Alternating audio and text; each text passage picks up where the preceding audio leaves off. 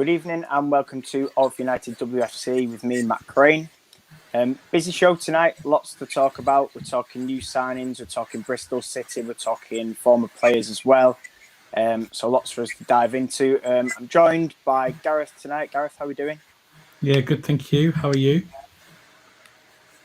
Yeah, not too bad. Just drying out after getting caught in the rain, but apart from that, can't complain. John, how are you? Yeah, good, thank you, mate. Yeah, not too bad. Really looking forward to this one. Good stuff. And we're joined as well by Shahan, who is a Bristol City fan. How are you doing? Hi, good evening, everyone. I'm fine, thank you, Matt. Yourself? Yeah, not too bad, thank you. No, so thanks we'll get straight in. I was going to say thanks for having me on the show. So. It's okay. It's as John was saying backstage. It's good to get sort of different fans on, and that's what we're all about. And obviously, you'll know more about Sophie than the rest of us. So we'll dive straight into it then. So for anybody that somehow missed it, last week we announced the signing of Sophie Baggaley, and basically this was something we'd all talked about as being needed as Man United fans. We need a really good goalkeeper to come in and challenge Mary. There's rumours, I think, of Emily Ramsey going on loan to Birmingham City, and Fran Bentley's out of contract, so nobody's got a clue what's going on there. So first of all, we'll get straight into it then. I'll start with you, Gareth. Obviously, thoughts on the signing? Happy? Yeah, definitely. I think it's a good signing. I think it's something that we needed. I've said for a while now that having two quality players in the same position pushes both of them to be better.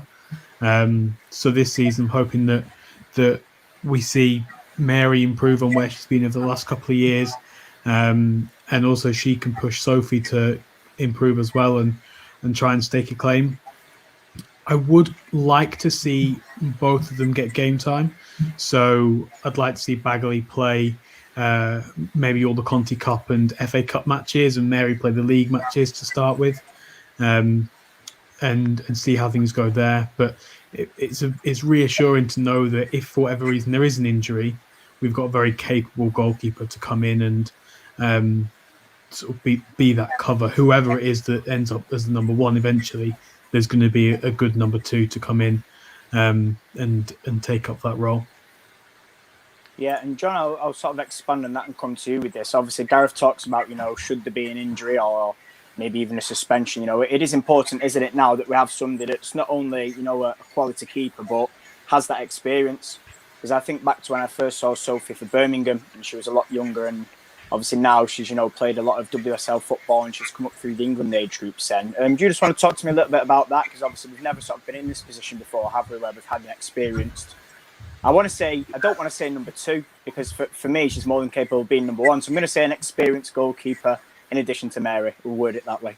Yeah, you're absolutely right. We haven't seen Rambo play at all, Bentley play at all, just like the odd Conti Cup game, but hardly anything. So, and I could understand that case. You wouldn't trust them at a certain level, which is fine. That's why they've been out on loan. But now all of a sudden, we have got that goalkeeper, and we all cried out for it over the start of last season, even though we knew that, well, we didn't know exactly who it would be at that point. We were thinking we wanted to make Europe, so we needed a second goalkeeper to, help us out in Champions League.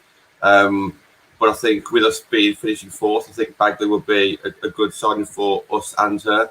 And yeah, you're right, Gareth. We don't want to just be sitting on the bench. We do actually want to see this player actually get on the pitches on cup games, no matter who we're against, even if it's a Man City, where you probably want to play your strongest team. I think you've got to get to a point with these goalkeepers that you've just got to trust them and just start playing them. So, Rambo didn't get her time. Hopefully she'll go out on loan and get some game time. Let's really see what she can do in the WSL. I don't really want her to go to the championship level I want to see her in the WSL, because if you can't do it in the WSL, then you might as well sell her. So for me, let's give Rambo some good quality game time in the WSL, see how she does. And then our new manager could actually have a decision to make. As for Bentley, I really can't see how she's going to get game time at the moment at all. So either a loan deal or a move with maybe an intention to bring her back in 2 or 3 years' time if she does well. Yeah, spot on. Going to come to you then, Shahan, and sort of let you sort of talk to viewers that may not know too much about Sophie. Sort of what have you seen of her? Obviously, last season was difficult, but maybe since she's been with Bristol City then. Yeah, sure thing. So I can't help but notice the comment just pop up.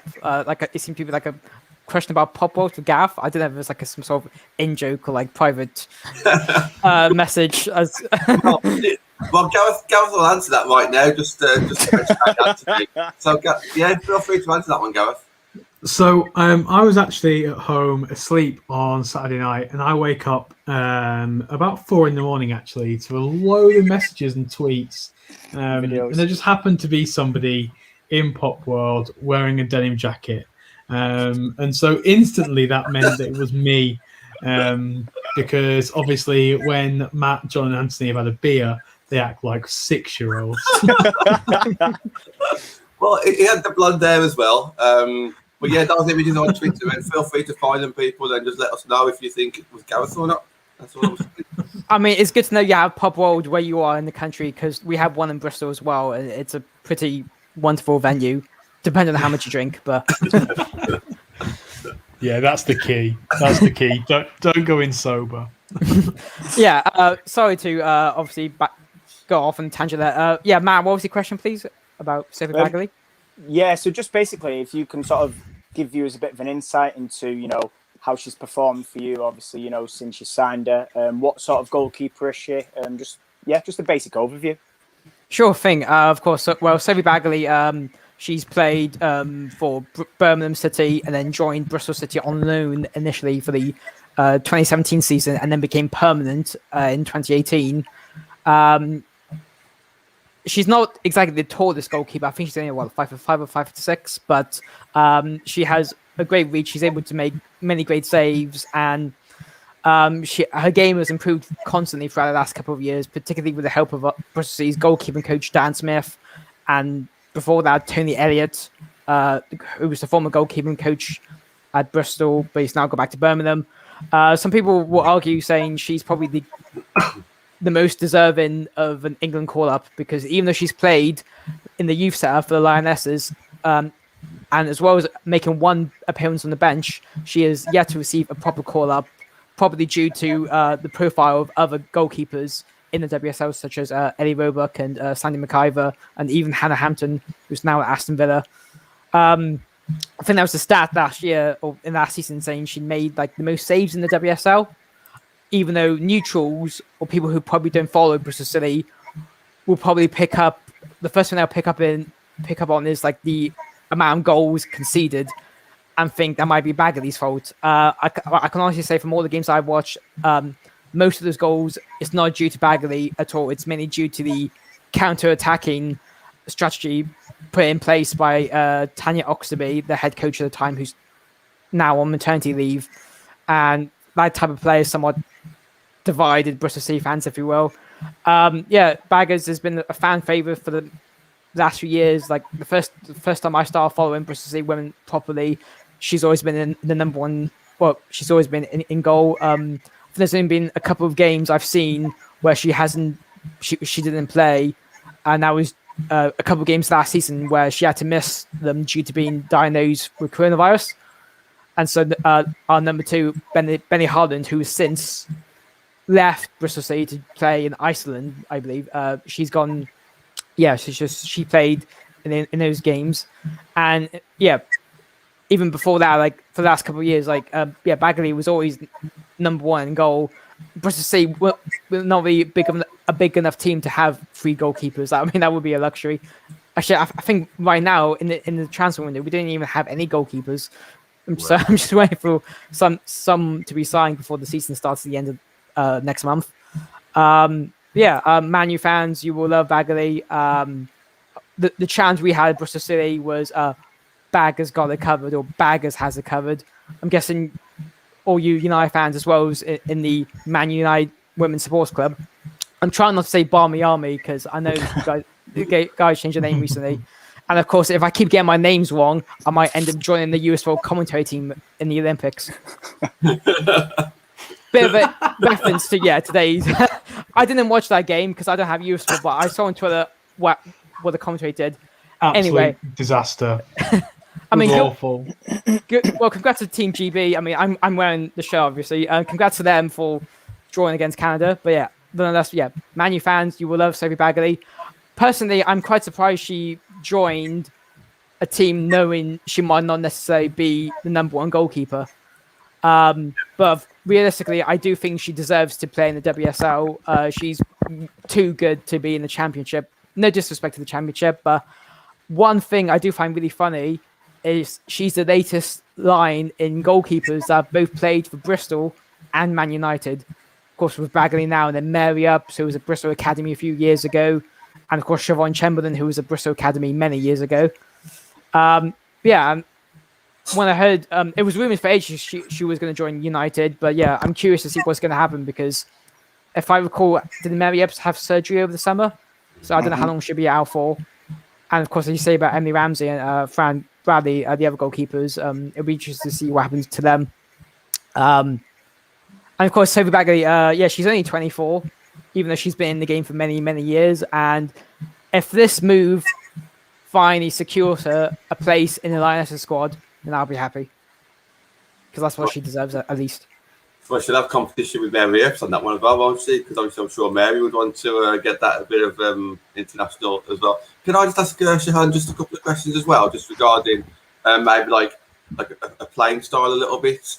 Yeah, go for it. Obviously, Mary Epps is known to be like a good shot stopper, but maybe not so good with her feet. What would you say like Baggaley's strengths and weaknesses are? I think Baggaley's strengths. She's definitely more hands-on, and I think the further the shot would be, the easier it is to save, and she's got really quick reflexes.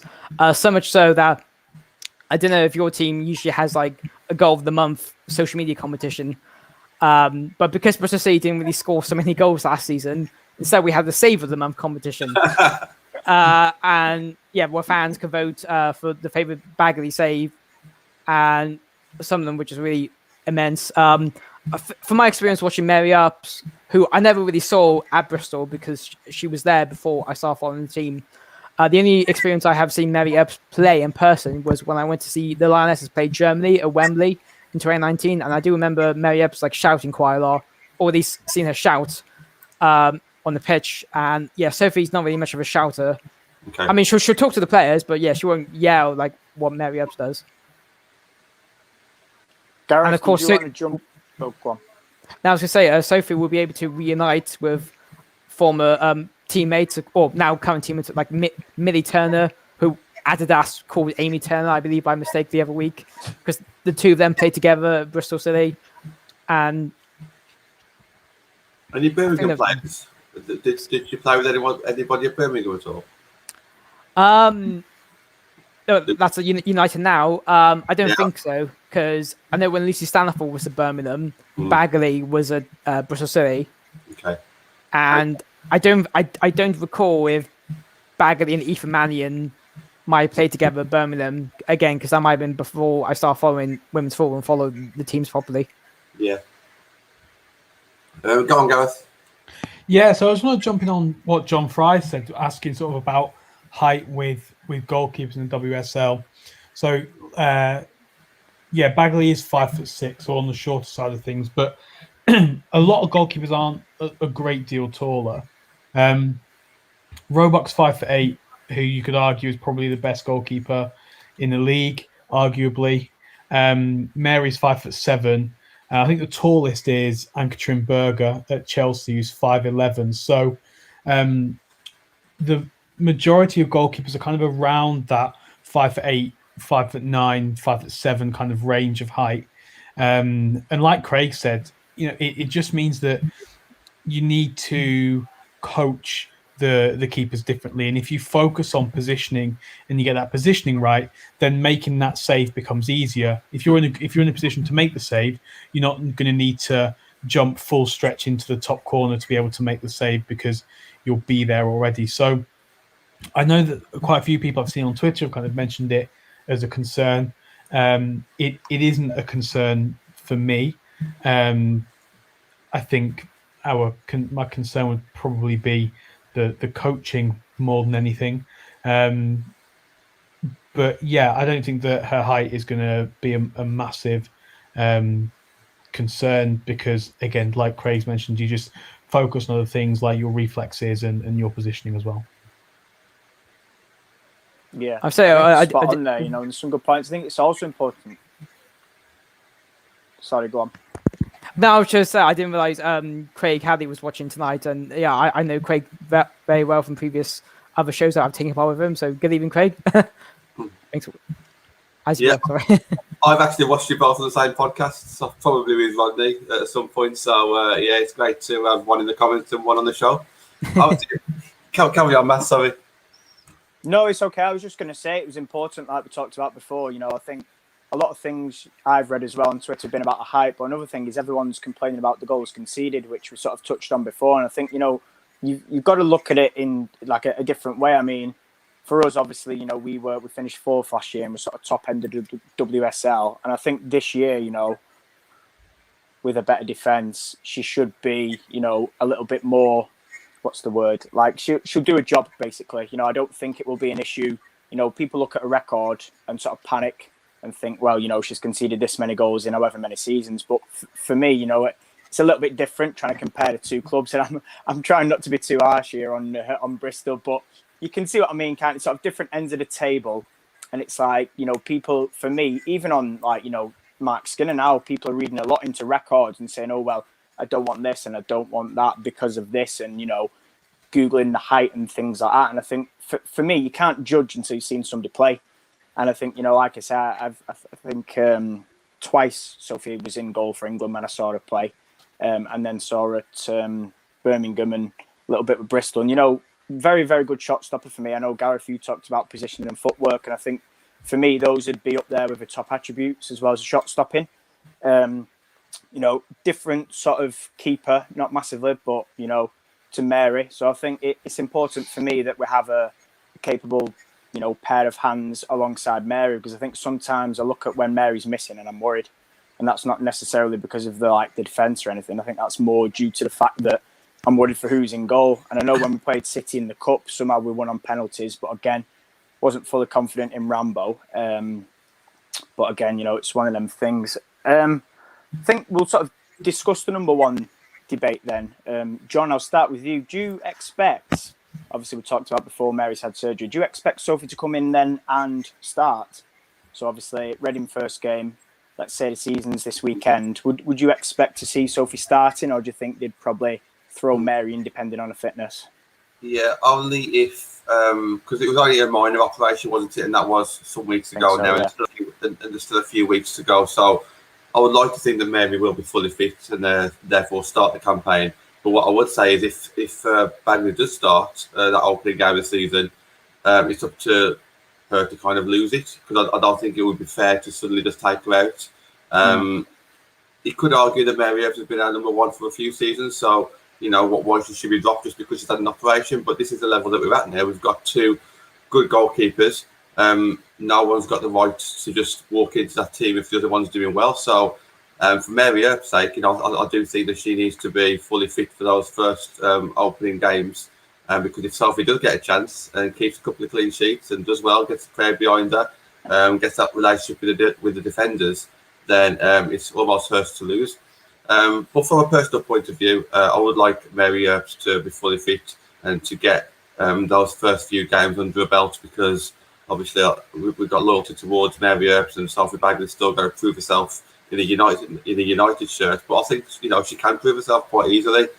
So for me, at the start, I'd like Mary Earps to be our WSL goalkeeper, but still see Baggaley in a few cup games. Gareth, just looking at Craig's comment then, could you see alternating sort of both keepers working or being a thing, or would you be more of maybe stick with one and, like you touched on earlier, maybe use the other one in the cups? I'd stick with one and use the other in the cups. I think I'm not keen on juggling around with the back line. I think of all the positions that you want to have stable and play week in, week out, it's your goalkeeper and two centre backs. So I'd rather just have a number one and then your two centre backs and stick with them. So if that's going to be Mary, Aoife, and Millie, then let's stick with it. You know, let's not muck about and change things around, because that them three working together and communicating well is really, really important. But that being said, if Sophie's going to be number one at the start of the season, then great, let's go for it. I'm not precious over who starts. I think it should be, we're expecting Skinner to come in now, and whoever has the better pre-season, put them in. Whoever trains well, and I'm not going to say that either of them are going to put any effort in, but if one of them has a better pre-season than the other and performs better in the friendlies, then go for it. Let's put them in. So I don't think I'd want to see them alternating in the league, but in that first couple of months anyway, there's going to be a few Conti Cup games that we get a chance to see whoever else in anyway. So yeah, I'd stick with that for now and sort of say Conti Cup, group stages, and have that as one goalkeeper, and then the league as the other. And then when we get to around November, December time, when we approach that winter break, we can see where we're at then. But I think it's good that we've got a goalkeeper that's not going to be comfortable sitting on the bench, and they are going to want to push on and go for that number one spot. We've seen Everton sign a goalkeeper this week, and I don't think it's going to be a sign that's going to push McIver for the number one spot. So it's similar to Romero, and I hope it ends up sort of slightly better than Romero did with the men, in that I think probably now got one of the better, if not the best, number two in the league, whoever that is, especially with Karen Barnsley sort of going abroad now for City. I think, we've probably got one of the better number twos in the league, and that's the position I want to be in. Yeah, absolutely. I'm going to look at this now from Bristol point of view and come to you, Shahan. Then, how big of a loss? Gareth talks about best pairing of goalkeepers. How big of a loss is that going to be to your team now? Obviously, like you said, you fully expected her to make the move to WSL, but in terms of Bristol, I mean, whenever I've seen her, she's probably been up there as one of your top performers over the last few seasons. Yeah, you're right, Matt. I think usually Sophie Baggaley's been like player of the match for a lot of the matches last season. Not so much at the expense of the other matchday players, but of course, I think she won. She was in the PFA the PFA Players Player of the Year team a couple of seasons ago. But of course, with Bristol's unfortunate relegation last season, we were expecting to lose a few players, most likely to the WSL anyway. Although, on the side note, it is very interesting to see a few of our players leave to go to another championship team. And when I mean championship team, I mean Liverpool, because Matt Beard is now back at Liverpool, and he was our interim head coach towards the second half of our season. And with Tanya Oxby still on maternity leave, I assume possibly if Matt Beard knew he was only going to be at the club for a few months, that he could have looked elsewhere for another opportunity. And I think there's an impression at the club that they probably should have tried to keep Matt Beard on for longer. I mean, in all honesty, I was quite surprised Matt Beard wanted to step down to the championship, but then again, he has history at Liverpool anyway. But yeah, back to the main question, Matt. Baggaley would be a huge loss. We've already lost quite a lot of our biggest players over the last few years. This summer, like Gemma Evans, who was key in our defence and one like the best defenders we've had in the last few seasons. She's joined Reading, as has Faye Bryson, who was another key player in the defence. And of course, like Jasmine Matthews, who was our club captain last year and was at the club for many years across two different spells. She's gone back to Liverpool with Yana Daniels. I'm just curious to see who's going to be our goalkeeper at Bristol, because at the moment, like as I said earlier, we don't have any goalkeepers, because our number two from last season, she's joined Selfoss in Iceland, and our previous number two, Eartha Cummins, left to join Charlton to get more first-team opportunities, and she's done really well for Charlton. And in fact, I think she was since Charlton had become professional in the Championship, she's become Charlton's first professional player, which is a great achievement for them.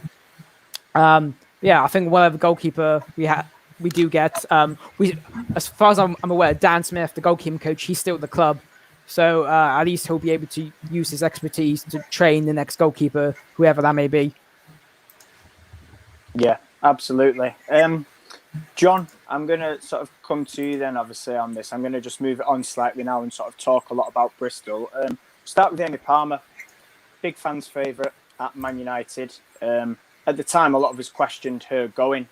But are you sort of maybe surprised that she's stayed on at Bristol, or did you expect her to maybe sort of follow the likes of Ebony and other players out the door and maybe, look for that WSL move? I think at that kind of age, you want to get experience and get as much experience as you can, but that can be down to a number of different ways. So for Ebony, she's getting her experience by playing in different leagues, different clubs. So that's the way she's getting her experience. Whereas maybe what Amy Palmer needs now is experience at like one team, one settled team, even though they've been relegated, it still has the same surroundings, and maybe she can kind of make her mark in England, doing well for one team, and I think she can definitely do that at Bristol in the Championship. I think it's actually a good move for her, to be honest, to stay there, because I think she can shine at Bristol. But yeah, I'd like to hear what obviously our Bristol City fan thinks of how her season went last season. Yeah, exactly, John. So, of course, Amy Palmer actually joined Man U originally from Bristol City. She was part of the academy setup. And then when Willie Kirk, who was previously Bristol City manager before Tanya Oxtoby, left to join Casey Stoney and Man U when they started the Championship, Amy was one of the players alongside Millie Turner to jump ship. I've just got to say, I do wonder how it was done for a Championship team to recruit so many players, because that's something my team could do with right now, to be honest. But yeah, of course, like from what I recall, like she came back to Bristol City in June, July 2020, having been on loan to Sheffield United, I believe, to get more game time there in the Championship. And of course, yeah. So last season was the first season back at Bristol City.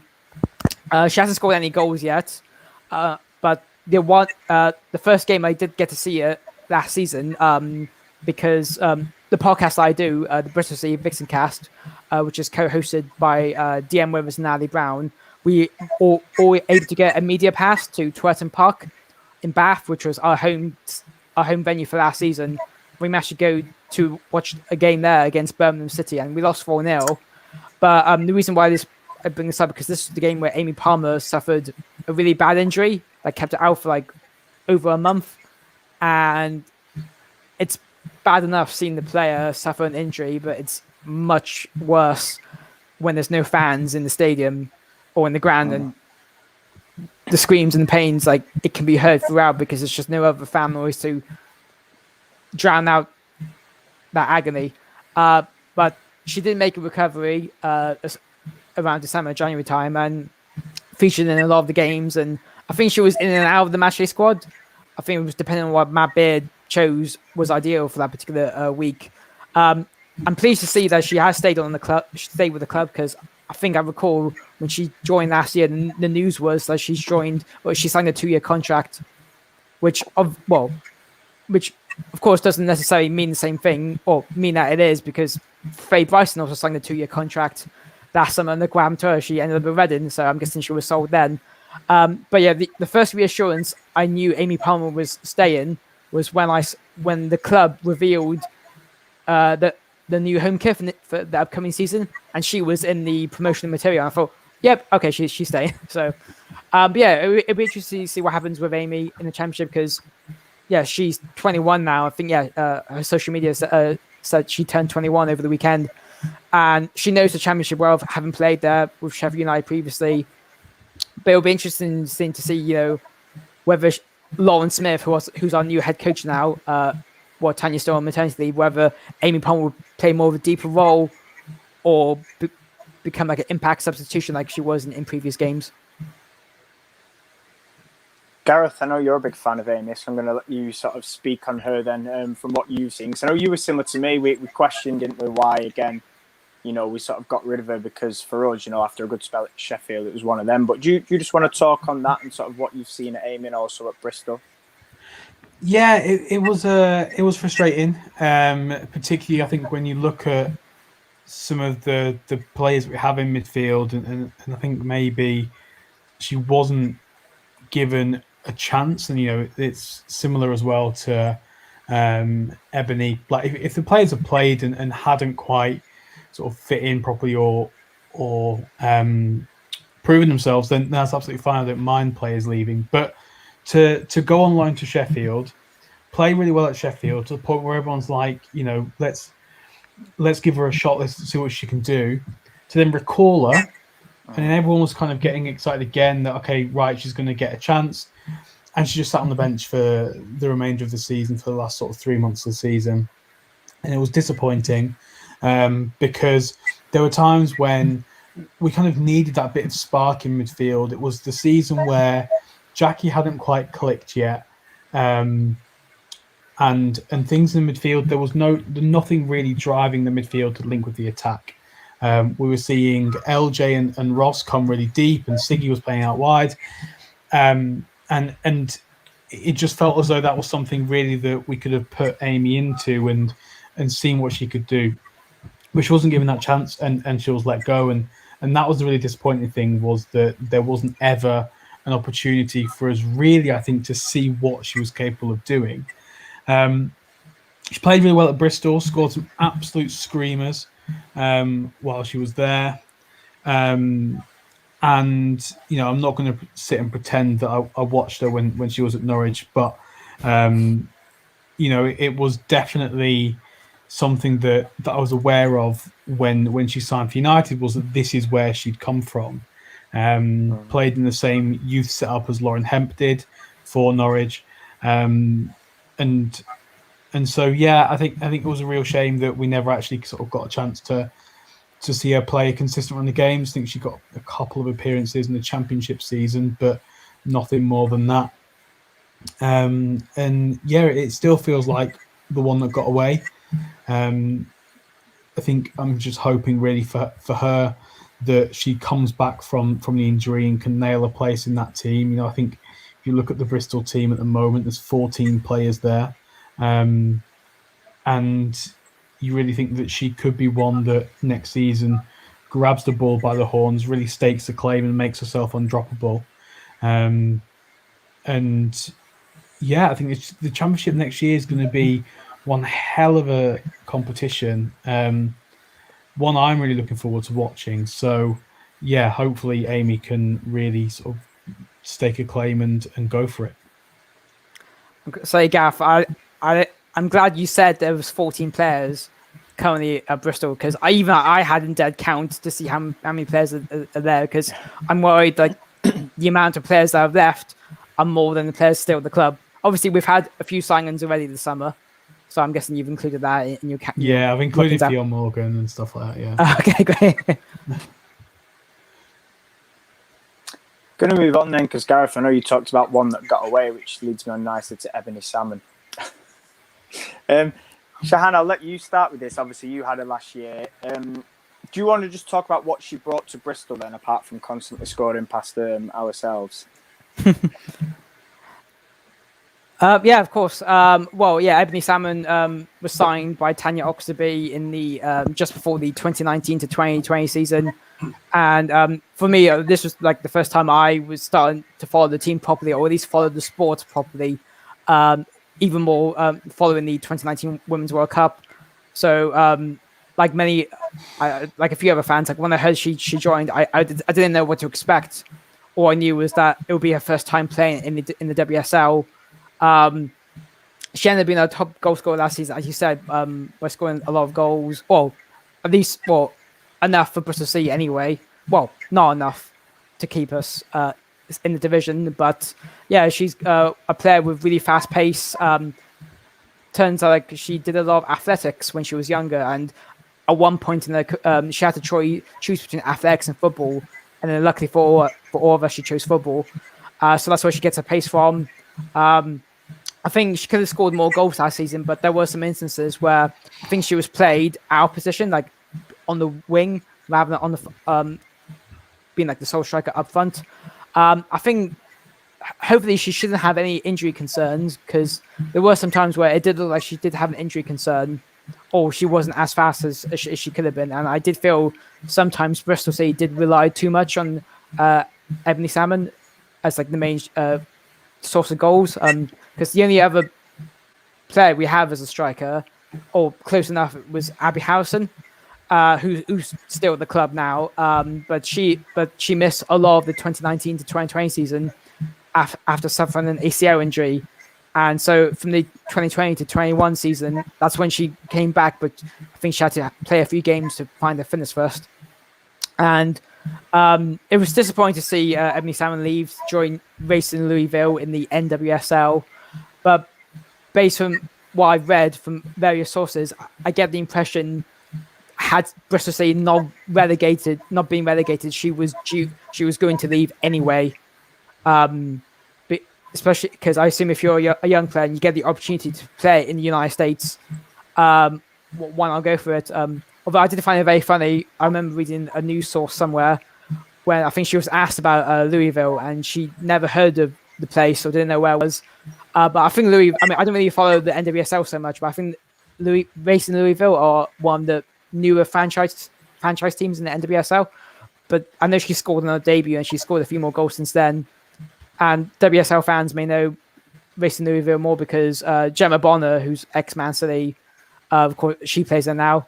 And yeah, I think she's found a team where she's able to be even more confident and go scoring and just have a great time. And hopefully, I think it's glad, from my point of view, like she didn't exactly go to another WSL team, or at least stay in England, so she could go elsewhere, and be like, for example, like Rachel Daly, like another England player who's gone on to make a career internationally.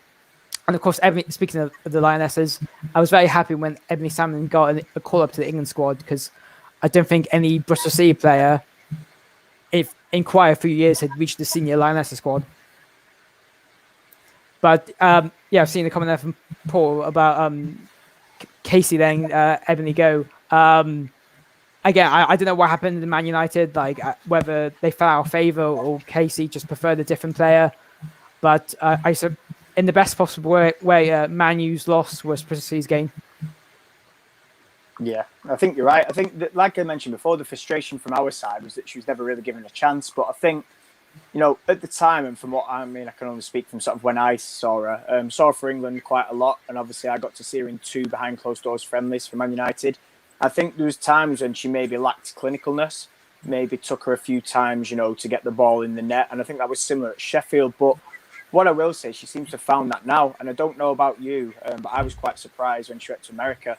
There's a lot of talk over sort of, Man City being interested, Chelsea being interested, Everton, people like that. So for me, I think it was a bit of a shock. But again, like you said, our loss has been your gain. And I think it's been great seeing her now go to America and really sort of, light up that league. Because for me, that league's, one of the best in the world, if not the best. And to see her just go in, having come off the back of, a difficult season, obviously with Bristol and with COVID and everything, stop-start and things, to just go over there, new country, and is she 20, 19 maybe? She's 20 now, I believe, yeah. Yeah, so not very old to go to, a country that's miles away from home, and to literally take to that like a duck to water was impressive. Gareth, do you want to talk about Ebony? Because I know you've sort of, you saw her at Sheffield and obviously for England as well. Yeah, so I think the decision to let her go wasn't, for me, as strange as the one to let Amy go. We were coming up from the Championship into the WSL, and we didn't really have any experience up front other than Siggy. So we needed to kind of bring, I think we needed to bring in some experience, and, Jane had a good run of games at City and scored goals for City. And, I think Jane Ross's experience at United wasn't actually reflective of her career in general. So it wasn't necessarily that shocking. But that being said, I don't know why it wasn't a loan move. And we, like we did with other players in that second season. So I think for me that was the kind of shock. Not that she wasn't in the first team in the first season in WSL, because I think that we did need to get some experienced strikers in, and no, it didn't work with Jane. We didn't play to her strengths, and she didn't fit the system that we were playing. But I think we needed some experience. With the midfield, we would have had that with bringing Jackie in and Hayley in, and I think Amy could have fit in with that and worked really well. But it is one that you look at now and think, this is what you could have won. It's like in those game shows, where they open a door and there's the speedboat that you could have had, and you're walking away with a toaster instead. So yeah, I think it's a real shame, but I'm pleased for her. I think there was elements of maybe feeling a bit homesick as well, which is why she went. But yeah, I'm just glad that she's now sort of made a name for herself, has gone to the NWSL, has a good record out there. Racing Louisville aren't playing particularly well. They're not touching the playoffs at the moment. But she's scoring goals and is sort of staking a claim for a real regular spot in that front line, which is great. And I think if we'd kept Ebony, would we have bought Leslie in last summer? I don't know. I'm not convinced. So although it is disappointing that she's gone, I think it is a player we did end up replacing well. It just took a year for us to do that. With obviously Leslie coming in last summer, who I also don't think we've seen the best of yet either with the injury. But yeah, hopefully we kind of get over this habit we've got of letting good players go. Obviously LJ has gone, but that is slightly different. It's a world record WSL to WSL fee, so which makes it not a world record, but never mind. So yeah, she's gone on, she's done good things, but like you say, was never really given a chance, and that again is a bit disappointing. Yeah. John, I'll sort of come to you then, before we sort of move on. Ebony, obviously we've all talked about different things, and something Gareth mentioned was about the lack of experience. Do you think that was maybe sort of the main reason for her going? Because I think back and I look at her young player, I look at Amy Palmer, young player, I look at like Gareth said, Lauren James, young player. It does seem obviously different circumstances, which is football, but again, it does seem that are we maybe learning? I noticed further up, Paul said about Molly Green, never got a chance in WSL. Again, quite a young player, obviously a little bit older than the others. But what were your sort of thoughts on Ebony then? Sorry to interrupt. I was just, based on what Gareth was saying, I was just looking behind my door to see if there was a speedboat, but there wasn't. That explains me looking behind the door there. But yeah, I didn't win anything. Sorry, as you were, John. You could talk about experience. That's an easy one. Obviously, replacing her with Jane Ross. A lot of people say she was the right player at the wrong time. I still disagree with that, because even though in that squad in that second season, we still only had LJ, Jess, and Jane Ross. LJ played up front for the majority of it. Jess played on the right the majority of it. So really, you only had two strikers that really played in that position in that second season. So I think Ebony could have still had a chance there. I definitely agree with Gareth about a loan deal, 100% on that one. But I don't think we actually had to get rid of her. We had 5 goalkeepers that season as well. To me, there was ways to keep her at that club if she wanted to, if Casey wanted to. And yes, she's going to be one of those players that comes back to bite us. We've already seen it now. She scored against us in the league, but also she's doing really well for herself now. And you talk about experience as well. Look at some of the players that we've brought in recently. Fuso doesn't have any English experience whatsoever. Still a young player. Ebony could have been that. I know it's a different type of player, but there's no need to suddenly say, okay, we need to remove Ebony just because we're in the WSL now. I wasn't completely against the Jane Ross move. I could completely understand why she came in, but it doesn't necessarily mean that Ebony had to go. There was ways around that. And yeah, Molly didn't get her chance either, but maybe she did, maybe she had to earn that chance, away from the pitch. Maybe even Tooney didn't play that much in that second season, so Molly certainly wouldn't. But I think it's a massive shame that she had to actually leave the club. I think a loan deal would have been ideal for that season. Yeah. Just before we move on then and we sort of finish with Bristol City, Shahan, I'm going to let you talk about your podcast. So obviously, you mentioned it before.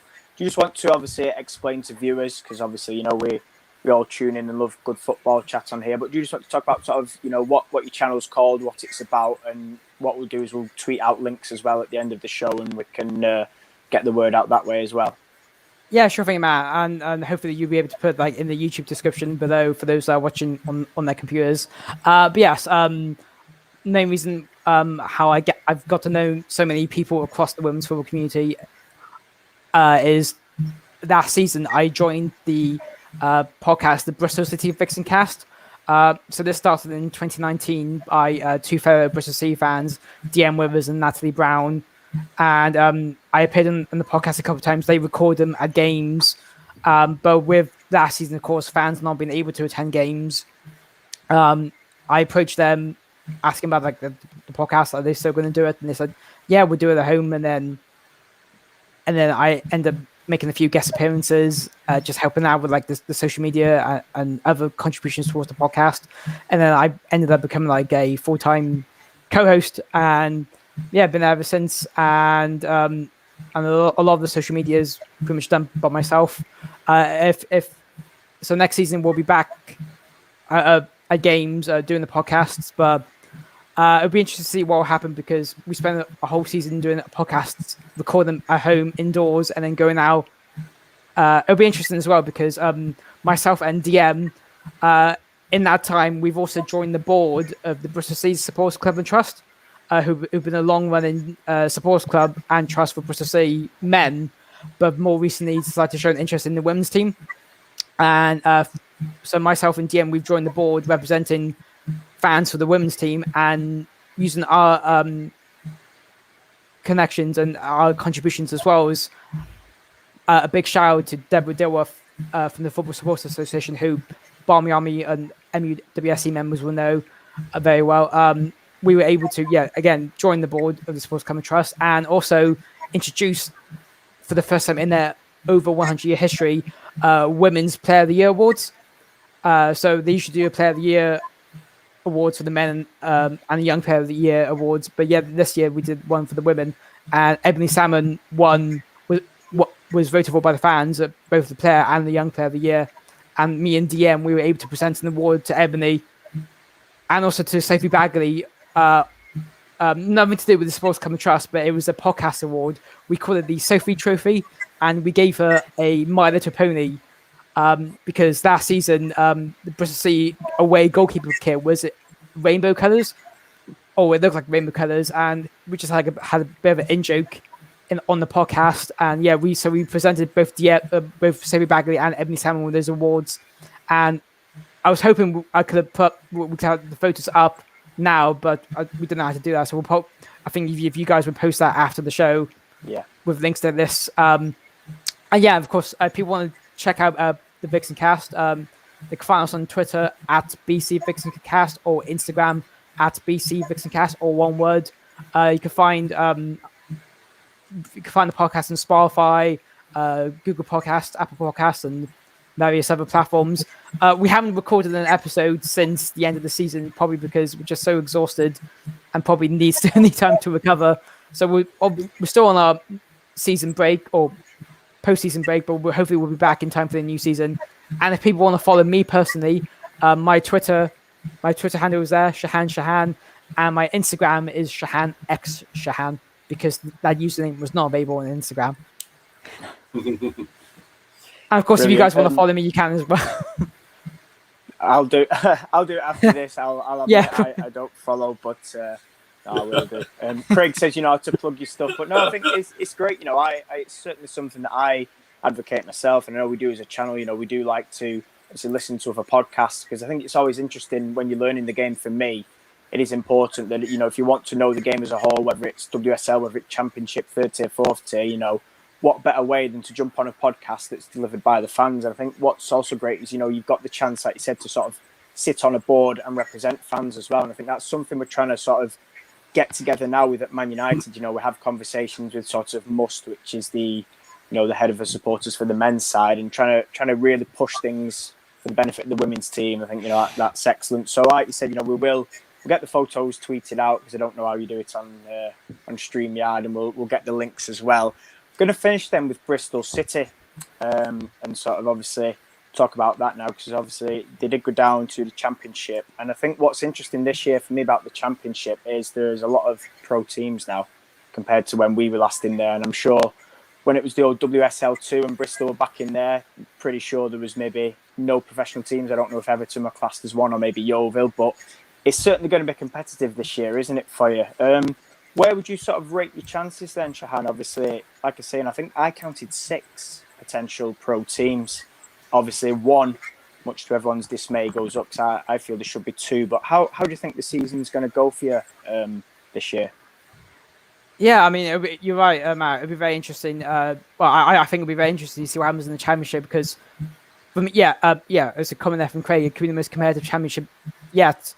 And if you look at the previous seasons, obviously there was always at least one team that blew it away. Obviously, Leicester last season, Aston Villa the season before, and of course yourselves, United before that.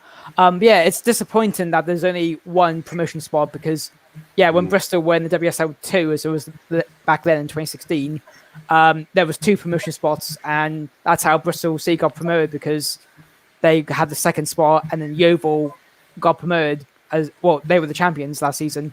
It'll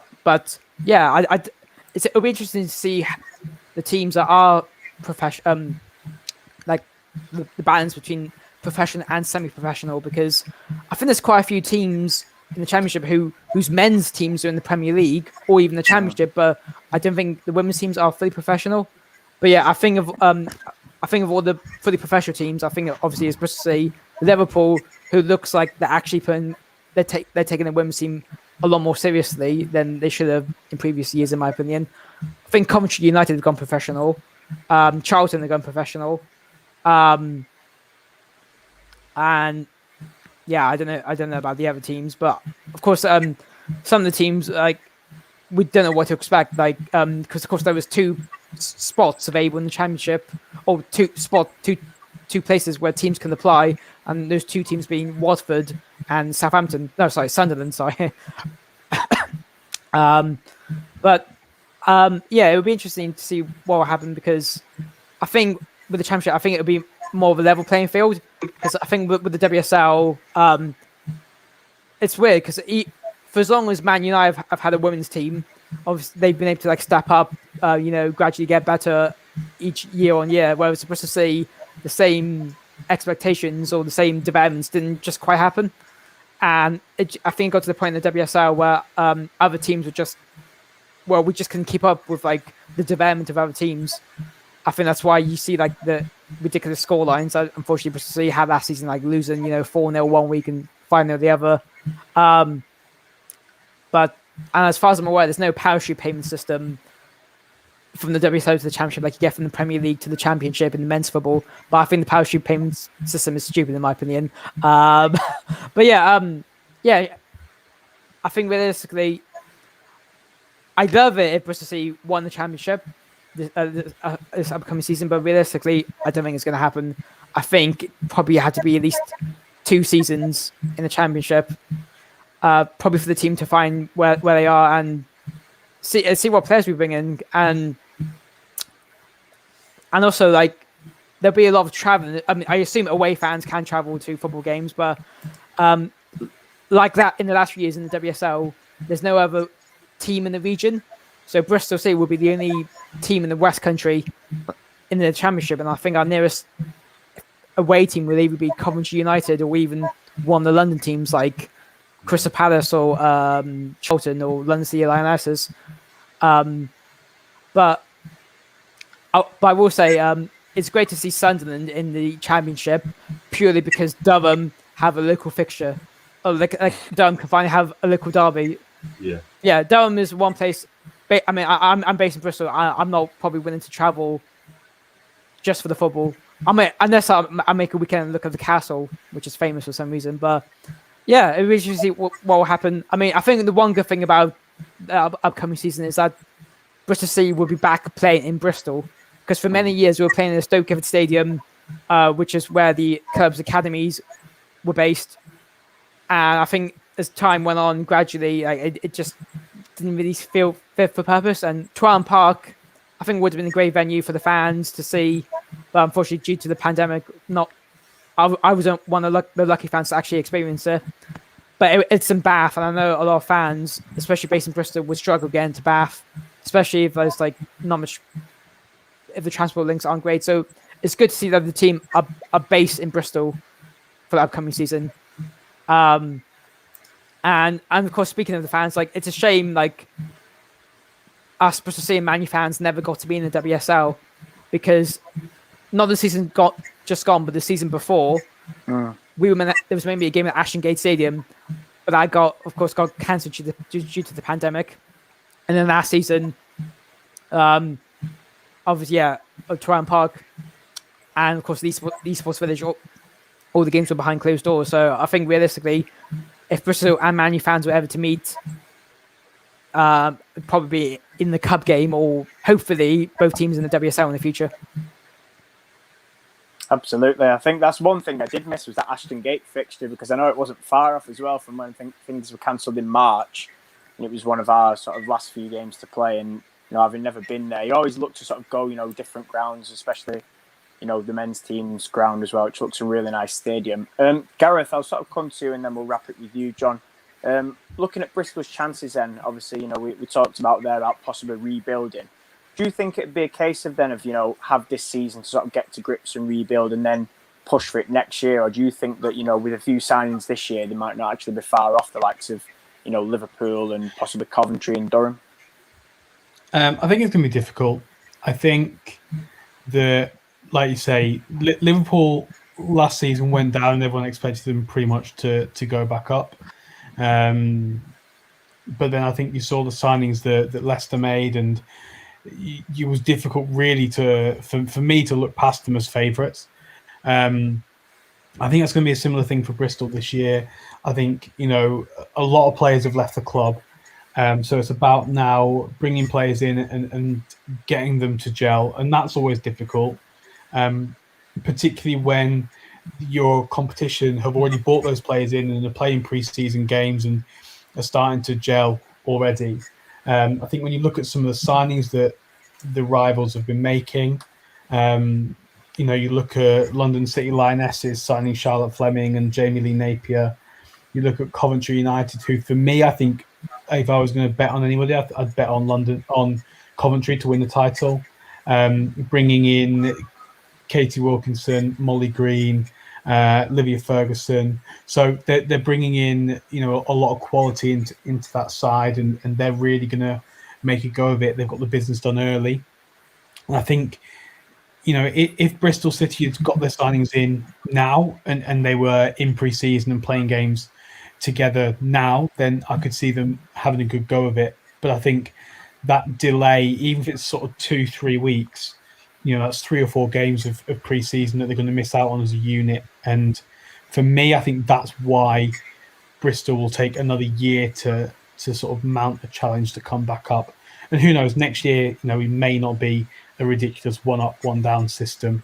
But yeah, I'm going to go on record and say I think Coventry United will win the championship. So at least you didn't say Liverpool, so that's good. I was going trying to wish it into existence. I was going to ask all of you, like, when you followed United in the championship, what was it like for you and the team? Like, was it easy to find the games? Because like last season, as I recall, championship games weren't really on the FA Player, or I think there was like one game live, and I think the others you could catch up on. And with the upcoming WSL TV deal with BBC and Sky, I don't really know if the championship's covered, so I didn't know whether all the championship games will still be on the FA Player, if any at all. But of course, I was like, I don't know whether you followed the team like home and away during the championship, and how easy was it for you? Oh, did you guys have fun, or was it just because United finally had a women's team? You just went for John, that? do you want to start that off, or shall I? Yeah. Well, no, it was both. I mean, I managed to get like highlights, so I didn't watch them live. I know Matt went to all the games in the first season, but I'm pretty sure it's going to be on the FA Player this season, so you'll still be able to watch it on there. Matt, I know that you love talking about media coverage and stuff like that, so I don't know if you kind of know a bit more about that one. Yeah, I mean, season 1 obviously was difficult. I think probably because of our name, and I'm not saying this is right, but there was, from what I recall, highlights from the WSL show, and we seemed to be the only championship club that they did show. Usually like 10, 15 seconds. It was like not as much as even the WSL games, but I think it was difficult in the championship for us because I don't even think the FA Play was a thing. I might be wrong on that, but yeah, so a lot of it was MUTV. And then last season, obviously you mentioned, there was a few. I think there was probably one a month that they showed, maybe even one every 2 weeks. Craig saying there, yeah, this year was bad. I agree. This year was improved, but I think, sort of our season in the championship and our first season in WSL, the coverage wasn't great for the championship. Does seem to be getting better, and you can get full match highlights the day after. But I think for me it was difficult because when you know the result, you kind of you're umming and ahhing whether to watch the full game. I mean, I never did. Some of the championship games last year, if I knew the result and I wanted to watch the game, I just watched it. I think they did like a 15-minute highlights clip or the full game. So in terms of that and accessibility, I think for me it needs to improve, and hopefully, you mentioned before about possibility to travel up to Durham and Sunderland. I think, if you can't make that, then these games need to be accessible. I think last year what annoyed me was Liverpool got showed the most on the FA Player, and I think they come fourth or third in that league. So I think for me, they need to, one, if they're giving coverage, make sure it's balanced and fair and not just show constantly the same team. And I think, two, let's get some coverage. For me, Championship this year, Craig said before, very competitive. I think this could be one of potentially the closest championships that there is, just with the amount of money that teams are chucking at it. But yeah, I mean, hopefully for yourself as well and for other fans, they do start to push it a bit more. That's something I'd love to see. Is that boosted, like I say, attendances and awareness of that league and really help the game to grow. Gareth, have you got anything to add? Not massively. I just think I didn't follow the team away in the first season in the championship, and yeah, it was difficult. I think at that point the club's Twitter as well was pretty poor, so they didn't really update even with scores particularly freely. But I think trying to kind of keep up to date with Leicester last year was okay. There was one championship game a week, which was fine, but it was often Liverpool. And obviously, yeah, like Matt said, with the highlights, once you kind of know the score, I don't really want to sit through the full 90-minute game. So we'll just often just watch the highlights. But I think Craig said in the comments, with a new TV deal, hopefully the FA Player will start to focus more of their attention on the championship. Now that there's going to be, 50% of the WSL games they won't be able to show because they'll be on TV. Yeah, absolutely. Before we wrap it up then, has anybody got any final thoughts or comments that they want to throw in there? I'll leave the floor open. I would just say, I will admit, when it came towards the end of last year, as in 2020, I generally thought Man U were going to be title contenders, being top of the table, and I don't know what happened. Like, I mean, was it obviously the gradual slide down to the table, or whether teams like Man City just caught up, finally clicked. But yeah, I in a way, I never thought I said this phrase, but I was in men's or women's football, but I was rooting for Man U to win the WSL title at one point last season because I thought it's a different team other than Arsenal, Chelsea, and Man City to be WSL champions. I mean, of course, Liverpool from years ago, but yeah. I was going to ask you all, like, are you expecting to push for the title next season? I'll answer that one. I'm not expecting to push for it next season. I agree with you. The first 4 or 5 months last season, the first 4 or 5 months last season was absolutely fantastic. You know, our starting 11 was just as good as anybody's, and that's proved. You know, we was top of the league at Christmas. But obviously, yeah, Chelsea put their one together, City put a one together. Arsenal had a real poor start to the season, but they put a one together. Unfortunately, we went the opposite way, and we just missed out by 1 game. But as for going into this season now, I think, you know, if we can get top 3 in this season, it'll be a big achievement. Much like yourself, we're going through a massive rebuild. 7 players have already left, maybe 1 or 2 more. Obviously, some more players have got to come in. So that is, obviously, a new manager as well. I think more than anything, we need stability, but that doesn't mean that we can take it easy on the manager and take it easy on the players. You know, there's still at least 7 or 8 teams that we will be looking at winning in that league, you know, home and away, and getting points off some others as well. So we're not going to take it easy on the club at all. But expecting a title race, no. But expecting a top 3 challenge, yes. Okay, great. And I was going to ask, like, with the women's team being playing the games in the league, I haven't been there before, but I assume that's some distance from Manchester, or is it pretty near? Like, I don't know. I don't know how you as fans find it difficult. Like, do you find it difficult to travel out of town to watch home games, or is it relatively easy? So for me, Lee is closer to where I live, and it means that I can just drive straight on the motorway, nip off, and Lee's right there. It's next to where I work. So for my own selfish reasons, Lee's great. I love it. I know Matt's literally 2 minutes down the road as well. So it's we're probably the wrong people to ask for that. Yeah, definitely. But, yeah, I imagine for people that live in Manchester, it can be a bit of a nightmare. But there is a bus that goes straight from Manchester out to Lee. So it's not too difficult. It's just not quite as easy as getting to Old Trafford would be, for example. Okay. And yeah, you mentioned Old Trafford. I've never been there before, probably because the men's team I support, which is also Bristol City, haven't really played Man U. The men's team, obviously, they're in different divisions, and the only game I've seen between the two was the Ashton Gate in the Carabao Cup quarter-final, beating Man U 2-1 in the last minute. And I don't know if you're fans of the men's team or not, so I probably won't say more about that. But the reason I bring up Old Trafford is because I am going there next summer for England's first group game in the Euros. As someone who's never been to Old Trafford before, what should I expect? Or would it be different because it's not exactly Man U, it's England playing there? Go on, John. Do you want to pick this up? Yeah, well, I'm not too sure what the Lioness is going to be like, but you know, it is daunting when you've got that Stretford end there cheering away.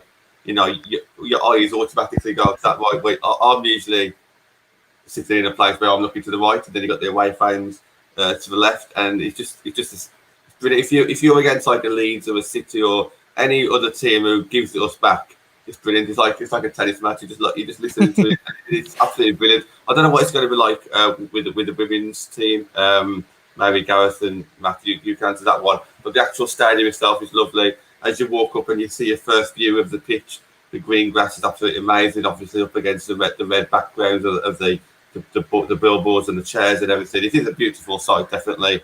And obviously, they're doing some work on it over the summer as well for like the maintenance issues and giving it a lick of paint as a heavily broadcasted. But yeah, it's a fantastic stadium. And if you've never been there, you've got to go there and think that it's absolutely massive and a great event for you, hopefully. Thank you. I think just to add to that, John, as well, the only criticism I've got is the leg room. And I'm not even 6 foot. But I think if you go the leg room between your seat and the person in front isn't brilliant. But I think, like you said, John, you know, the pitch for me is fantastic. You know, it must be, obviously, I'm not a sort of groundsman or an expert on pitches, but to me, every single time, you know, you think when they have usually rugby games on there in the summer and other events as well with the foundation, the pitch for me is, you know, second to none. So, you know, when you come, I know me and Gareth have got tickets. I don't know if you have, John, but, you know, it'd be good to meet up as well and, you know, take you on a mini tour pre-match. But we're looking forward to it anyway. I think the Euros, you know, here in England as well is fantastic for the country. So, yeah, I literally can't wait. Yes, I mean, and unfortunately, there's no games in Bristol or in the West Country. But obviously, you mentioned about a leg room. Just to clarify, just to all the viewers at home, I'm not short. I might look small than everyone else. It's just I've changed it with the camera angle to show off the shirt I've got behind me because So that shirt belongs to Liv Chance, who used to play for Bristol City, and as well as Everton and Sheffield United. But she's recently played for New Zealand in the Olympics. But yeah, her sister got in contact with me after she left the club, saying she really loves like the support work you do, and she loved for you to have her shirt. And I got signed and framed, but don't think you can really see it because of the reflection. But yeah, legroom. You talk about legroom. I'm 5'7", so legroom's not really an issue for me. I can just pretty much fit in anywhere. Fair enough. Right, okay, on that note then, I will wrap it up. So thank you to the three of you for joining me. It's been a fantastic show, and great to learn a little bit more about Sophie Baggaley as well. I'm sure people that have tuned in will have got a lot out of the show tonight as well, so thank you. We're back tomorrow as well, aren't we, John? I think Natalie's show tomorrow, 7 p.m. Yeah. And I believe, is she joined by Emma from Man City? Yeah, she's got Emma and I think two others. I think Zoe and one other. I'm not too sure who. But yeah, that's going to be a cracking show. We've got a lot of views in the first week, last week. So that's going to be a regular thing now, every Wednesday, 7 o'clock. Perfect. And then you're back Thursday, obviously yourself again, 7 o'clock.